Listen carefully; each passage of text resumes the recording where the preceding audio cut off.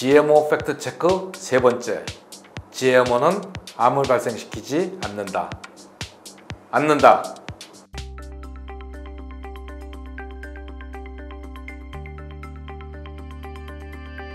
안녕하세요. GMO에 대한 과학 지식을 나누는 김동훈입니다. 반갑습니다.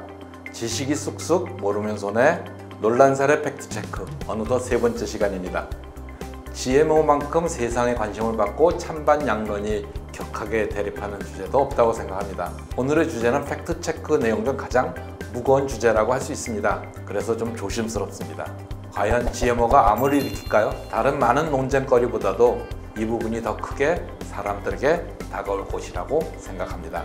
암은 알레르기나 유전자 변형과는 또 다른 문제이기에 이해가 되기도 합니다. 우선 GMO가 암의 원인이 되는지 분석하려 했던 유명한 실험에 대해 알려드리고 가겠습니다. 프랑스 칸 대학의 셀라리니 박사 연구팀은 몬산토의 GM 옥수수 NK603과 라운드업 제초제의 독성에 관해서 큰 논란이 되었던 연구 결과를 발표했습니다. 쥐를 대상으로 2년 동안 장기 실험을 했더니 GM 옥수수나 라운드업 제초제를 투여한 암컷쥐들은 대조군에 비해 2배 혹은 3배 더 많이, 그리고 더 빨리 죽었다는 것이죠. 보통의 독성 실험은 90일 동안만 실험하는데 사람의 수명과 맞먹는 쥐의 평균 수명인 2년에 걸친 장기 실험을 했더니 유전자 조작 옥수수와 라운드업 제초제가 독성 작용이 있어서 암에 걸리게 되었다는 것입니다. 상당히 무섭죠?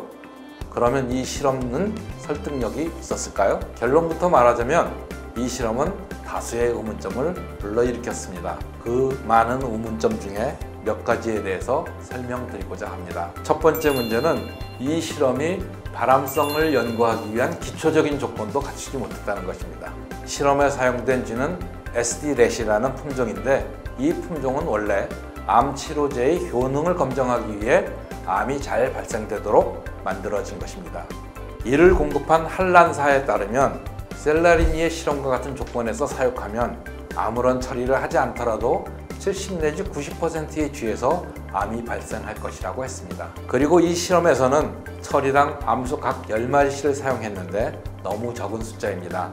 발암성 실험에 대한 표준 조건은 최소 암수 50마리, 총 100마리가 필요합니다.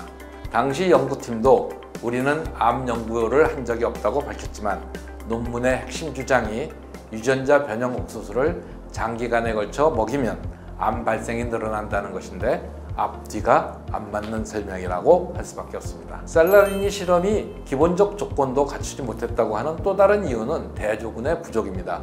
보통 어떤 처리에 의해 암 발생이 높아졌다고 하면 이것은 다른 조건과 비교해야 알 수 있는 것입니다. 셀라리니의 주장은 GM 옥수수 중의 하나인 NK603을 장기간 투여하면 일반 옥수수를 먹인 것에 비해 암 발생이 높아졌다는 것인데 이를 정확하게 비교하기 위해서는 비교 대상이 되는 기준 실험을 잘 해야 됩니다.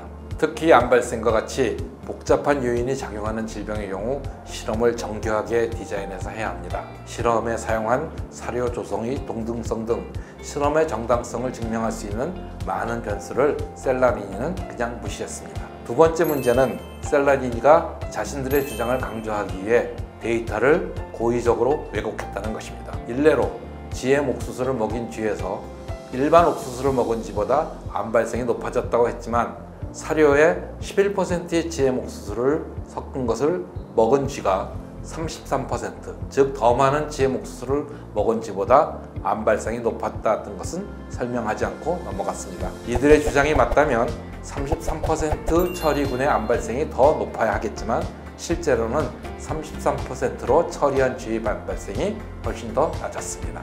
마지막으로 셀라리니 등은 논문에 암이 발생한 쥐의 사진을 실었습니다. 이 사진들 모두는 GM 옥수수를 먹인 쥐의 사진입니다. 실제로 일반 옥수수를 먹인 쥐에서도 암이 발생했는데 이들은 GMO 처리쥐의 암 사진만을 보여줌으로써 GM 옥수수만 암을 발생시킨다는 선입견을 갖도록 했습니다. 이 사진은 연구윤리의 문제이기도 합니다. 애초에 생체 실험할 때 쥐든 어떤 동물이든 간에 체질량의 몇 % 이상 동량을 키우거나 하면 연구윤리 위반으로 논문 거절의 사유가 됩니다.